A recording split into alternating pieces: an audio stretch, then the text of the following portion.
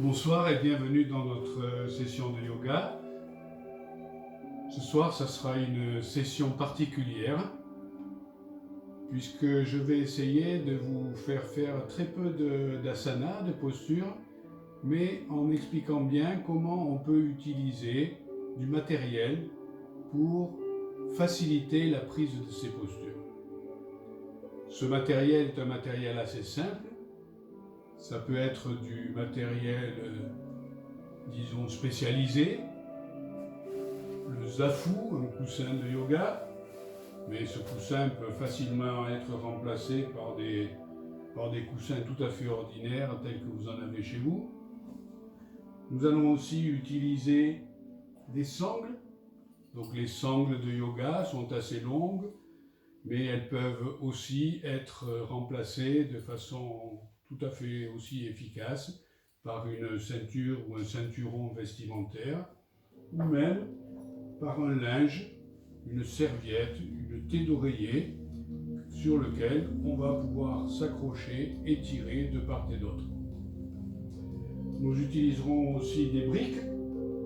Donc il existe des briques de yoga que l'on peut poser dans ce sens, dans celui-ci ou dans l'autre bien sûr, pour surélever le niveau du sol et descendre par exemple une main ou surélever un genou, un pied lors d'une posture.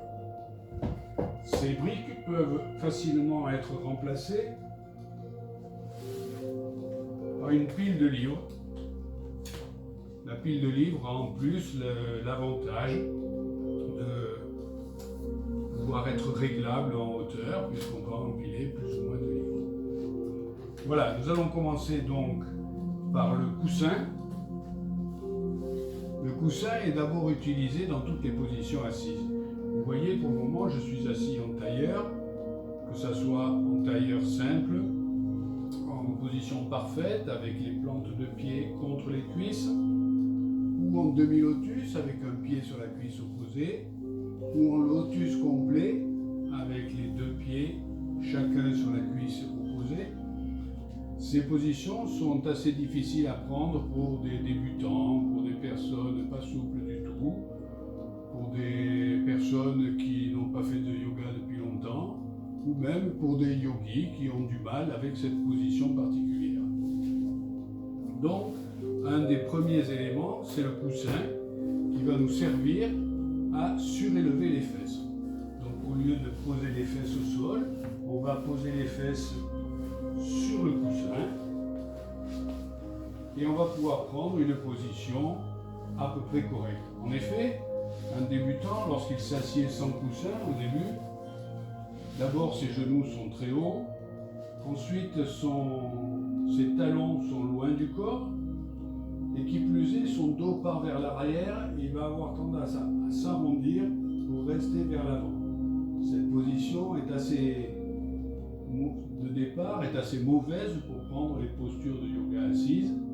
Donc on va faciliter le travail de ces personnes et on va aussi améliorer la posture qu'ils vont prendre en utilisant un coussin ou deux, si nécessaire, que l'on va placer sous les fesses. Et de cette façon, les genoux vont descendre un peu plus, les talons vont se rapprocher plus du corps et le dos sera un peu plus droit. Donc, nous allons par exemple aujourd'hui nous mettre dans la position assise pour faire un peu de respiration.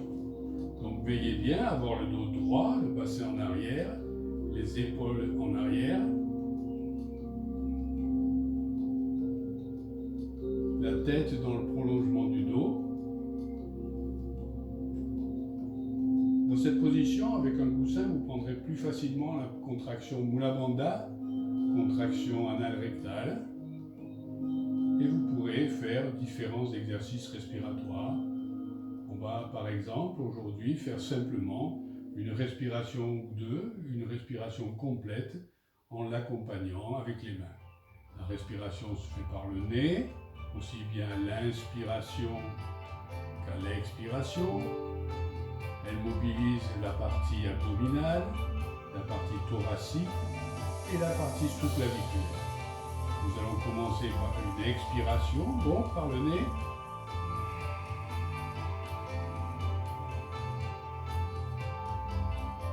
Fin d'expire, on relâche le ventre. Et avec les mains, on va accompagner l'inspire qui monte dans le ventre, dans le thorax, au niveau sous-claviculaire. On ouvre, on remplit à fond. Rétention à plein. On retourne les mains et on va descendre dans l'expire.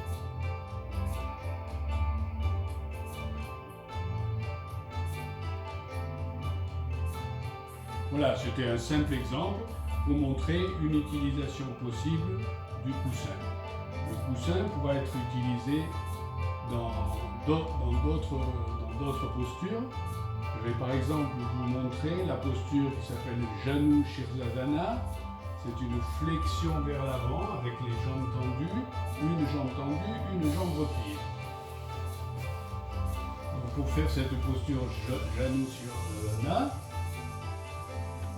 on étire, on commence par le côté droit, donc on étire sa jambe droite, on replie sa jambe gauche en ramenant le pied contre la cuisse, on laisse descendre le genou au sol, on recule bien le bassin à droite, on inspire et dans l'expire, on va s'avancer en tirant les mains, en tirant la tête, tire dans le prolongement du dos pour descendre, poser son menton vers le genou. Dans cette posture, il y a plusieurs difficultés. La première difficulté que vont rencontrer les personnes peu souples ou débutantes, c'est de positionner cette jambe gauche avec le pied contre la cuisse droite et le genou vers le sol. Donc au début, le pied ne viendra pas jusqu'en haut de la cuisse, il restera peut-être au-dessus du genou. Et surtout, le genou gauche ne voudra pas descendre. Nous ne forçons pas le genou gauche pour qu'il puisse descendre. Il faut toute une ouverture du bassin qui prend un certain temps. Donc, on va utiliser des coussins ou des cales. On peut utiliser un coussin ou une cale ou des livres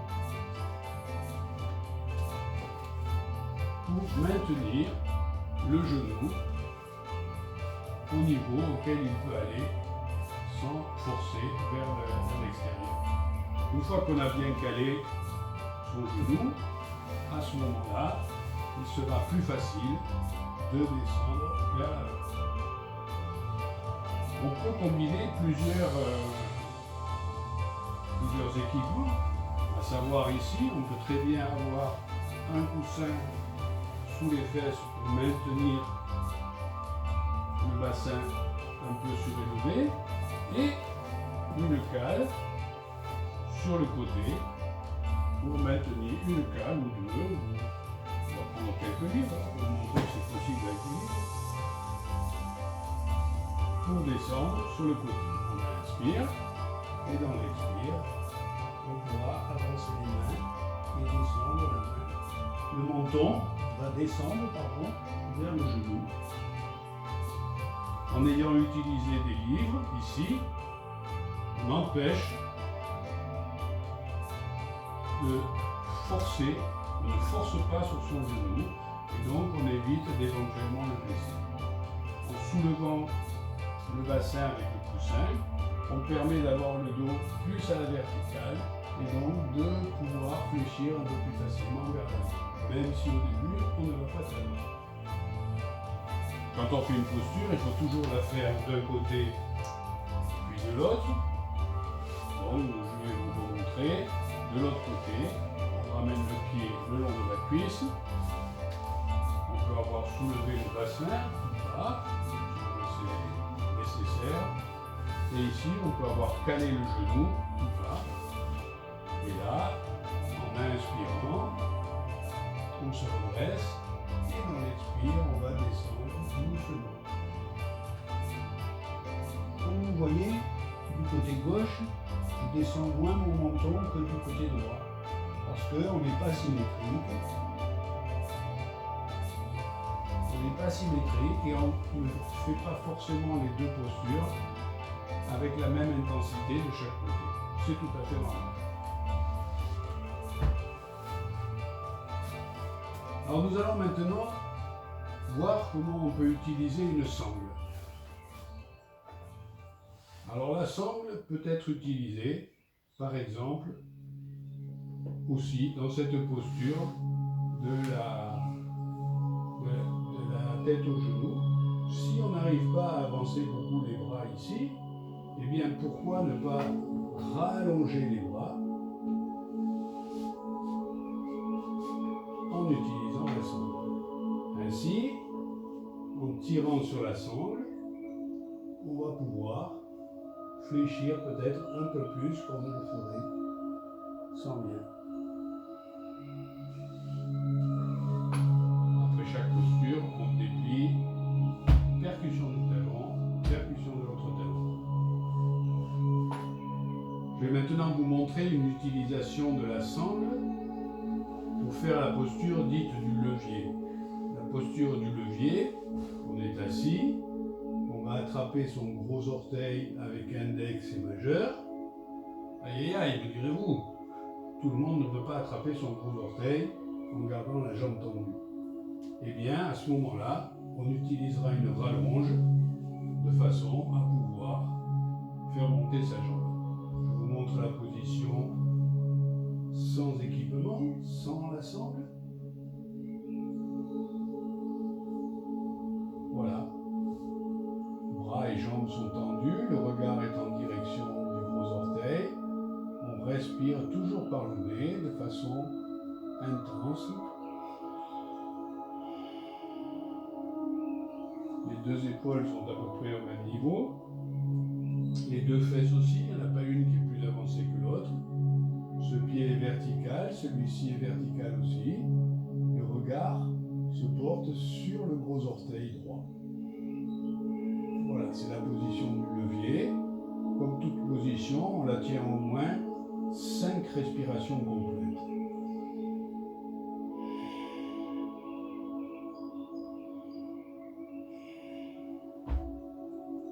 On relâche et on remonte dans un inspire. On va faire l'autre côté. On attrape le gros orteil gauche. On déplie et on respire en regardant le gros orteil gauche. Les épaules sont à peu près au même niveau. On n'a pas le dos trop arrondi. La tête essaye d'être dans le prolongement du dos avec le regard qui pointe sur le gros orteil gauche.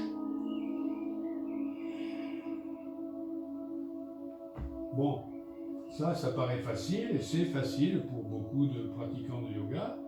Par contre, pour un débutant, quelqu'un qui n'est pas très souple, c'est tout à fait infaisable. Mais comment veux-tu que j'attrape mon orteil? J'ai les bras trop courts, je n'y arrive pas. Donc, on va prendre une rallonge, on va prendre une sangle. Alors cette sangle peut être une sangle de yoga, ça peut être aussi une ceinture vestimentaire comme vous en avez certainement chez vous, et ça peut être aussi un tissu, une serviette, une thé d'oreiller, une housse de traversin, un petit drap, tout ce que vous voulez, de façon, un tissu que l'on puisse accrocher comme ça des deux côtés. Et donc, même avec un bas qui ne va pas jusqu'au pied, on va pouvoir, en tirant sur le bras, monter le pied et bénéficier de l'étirement de la jambe dont on aurait bénéficié si on arrivait à accrocher directement le gros orteil avec la main droite. Et la position va rester correcte, même si elle est moins intense. C'est-à-dire que les deux épaules sont bien au niveau, le dos est à peu près droit, la tête dans le prolongement du dos et le regard vers le gros orteil. L'autre main est relâchée, l'autre jambe est tendue mais au sol.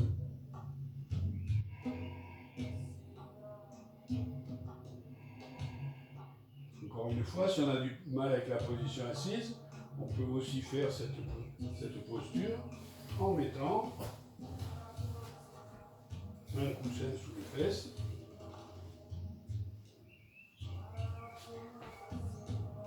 Vous voyez, on inspiration, on va monter, c'est pareil. Et on regarde le gros orteil. Donc cette position n'est pas complète, mais elle n'est pas biaisée. On sent qu'il n'y a pas trop de souffrance, même chez une personne qui a du mal à avoir le dos bien droit, ou qui a du mal à se plier à 90 degrés entre les jambes et le buste. Et qui a du mal aussi à accrocher son gros orteil avec le bras. Comme d'habitude, on fait toujours les postures. On commence par le côté droit et ensuite on continue par le côté gauche.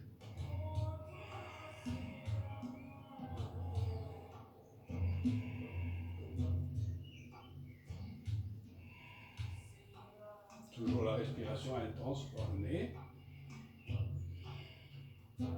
Et on relâche dans un expire. Alors je vous ai dit qu'on faisait toujours une posture en commençant par le côté droit. Et quand il y a une flexion, on commence par faire la flexion sur la droite et ensuite la flexion sur la gauche. Alors ce n'est pas lié au code de la route, ce n'est pas lié à la superstition, comme quoi le côté gauche porterait malheur ou je ne sais trop quoi. C'est une raison anatomique, car notre gros côlon, notre gros intestin, a une partie ascendante, c'est le côté droit, où arrive l'intestin grêle, ensuite une partie transversale, et ensuite une partie descendante vers la sortie. Eh bien, on traite l'intestin comme un tube de dentifrice, c'est-à-dire qu'on commence à le comprimer du côté le plus éloigné de la sortie. Voilà, donc toujours une flexion sur la droite, avant une flexion sur la gauche. Voilà, c'était quelques petits trucs pour notre séance d'aujourd'hui. Donc souvenez-vous, pendant la séance de yoga, on peut utiliser un coussin, on peut utiliser des livres qui vont remplacer des briques, par exemple pour soutenir un genou. On peut utiliser une sangle, et si on n'a pas de sangle chez soi, on utilise un tissu qui va nous permettre d'accrocher un pied trop éloigné, par exemple. Voilà, nous aurons l'occasion de parler d'autres équipements, en particulier du tabouret de yoga, qui peut être remplacé par un tabouret ordinaire, tel qu'il y en a peut-être chez nous. Voilà, merci, bonsoir et à bientôt pour une autre séance de yoga.